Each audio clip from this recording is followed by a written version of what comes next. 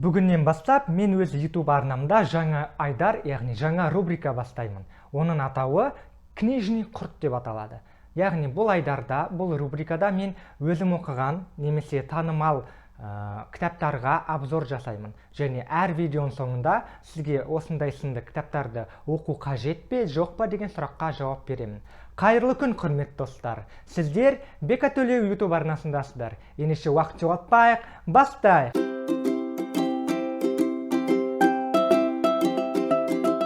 Бүгін мен өте танымал, былайша айтқанда өзін-өзі дамыту саласында бестселлерге айналған магазиндерде Меломан Марвин дүкендер желісінде сатылатын хит-продажға айналған Джейн Синсероның «Нисы» атты кітабына мен обзор жасаймын. Былайша айтқанда мен бұл кітаптың минустары мен плюстарын талдап өтемін. Енді басында осы кітапты алу тарихына тоқталайын. Яғни бұл кітапты мен 2020 жылы нақты 1 қаңтарда жаңа жыл кезінде сол дүкенге барып тұрып, Семей қаласында орналасқан Марвин дүкеніне барып, 5250 теңгеге осы кітапты сатып алған болатынмын. Енді осы кітаптан алған әсерлерім, түйген ойымды, қорытынды әрі қарай осы видеодан көре жатасыз. Алғашында осы кітапты оқығанымда менде мынандай көзқарас болды. Бұл кітапты мен ішіндегі ақпаратты дұрыс түсініп оқып шықсам, өмірім түбегейлі өзгереді деген ойда болғанмын.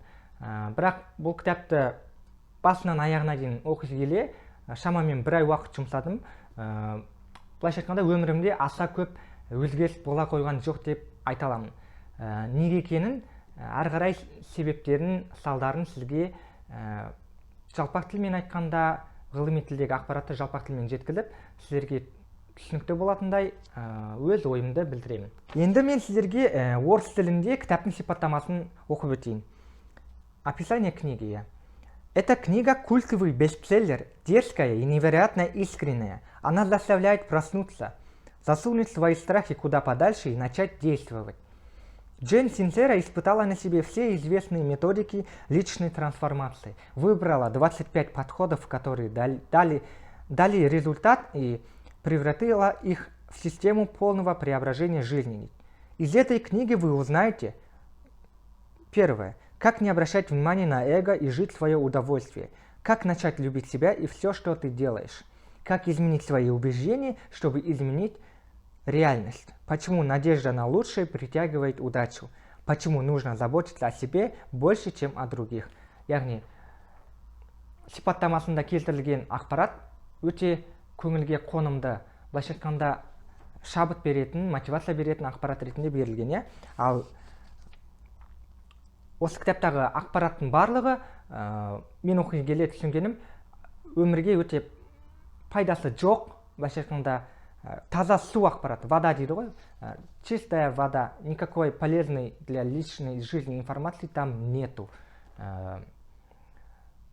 Там много говорится об эзотерике. Эзотерика – это термин, который говорится, что надо отправлять сигнал в Вселенную, и Вселенная даст обратный сигнал в ответ. Яғни эзотерика туралы көп айтылған. Эзотерика деген ол яғни адам өзін белгілі бір жетістікке жету үшін ғаламға сигнал жіберу арқылы, өз-өзіне аффирмацияны көп айту арқылы, былайша айтқанда өзінің миын алдап, басқа бір жүйеге келтіріп, өмірде жетістікке жету жолын айтады. Бірақ шын өмірде ондай оқиғалар, ондай сәттер шын мәнінде орын алмайтынын барлығымыз білеміз. Жалпы айтайын дегенім осы, яғни кітапты, былайша айтқанда, бұл кітапты сатып алғаныма кішкене шыны керек өкінемін деп айтсам болады. Яғни ожидание и реальность дейді ғой, яғни күткенім бір бөлек, ал шын мәнінде алған ақпаратым, нәтижем басқа бір салаға, басқа бір нәтижеге қол жеткіздім. Оң нәтиже емес, теріс нәтижеге жеткіздім болады. Себебі өмірімде мықты прогресс болмады, ешқандай айтарлықтай өзгеріс болмады. Қалай бір қалыпты деңгейде жүрдім, қалай бір қалыпты деңгейде өз шаруаларымды атқардым, барлығы сол деңгейде қалды. В общем, сол. Зря я купил эту книгу.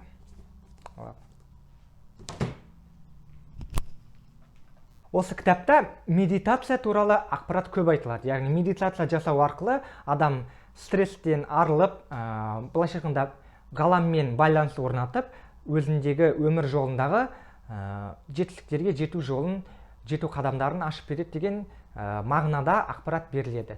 Және сонымен қатар жеке табыс, яғни личный успех туралы да көп ақпарат айтылған. Бірақ көбінесе бағанағы эзотерика элементтері өте көп пайдаланылған. Былайша айтқанда, адам жетістікке жету үшін тек өзіне ғана сеніп, ғаламға сигнал жіберу арқылы деген сияқты ақпараттар келтірілген.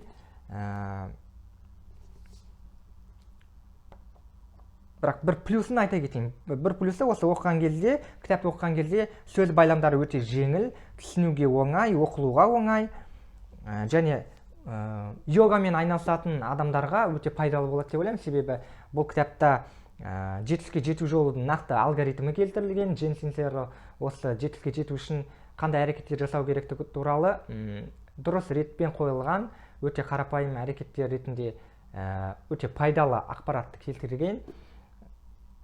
Жалпы айтайын деген болса, минустары және басында айтып өткендей, ешқандай өмірге пайдалы ақпарат келтірілмеген, таза су ақпарат, ешқандай нәтижеге, былайша айтқанда, үлкен прогресске алып келмейтін ақпараттың барлығы осы кітапта келтірілген. Мен сіздерге бұл кітапты оқымай қойыңыздар деп айтамын. Яғни құрдан құр ақшаңызды, уақытыңызды кетіріп, өз миыңызға керек емес ақпаратты енгізіп, былайша айтқанда,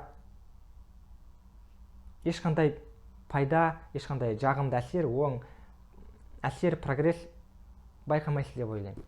Сонымен достар, бұл видео өз мәресіне жетті. Егер видео ұнаса лайк басып, астыға комментарийге видео тақырыбы бойынша немесе осы саморазвитие бағытындағы, өзін-өзі дамыту бағытындағы кітаптар туралы өз пікіріңізді қалдырып кетіңіз. Бұл видеоны поделиться кнопкасы арқылы барлық WhatsApp группаларға, Instagram парақшаларға таратыңыз.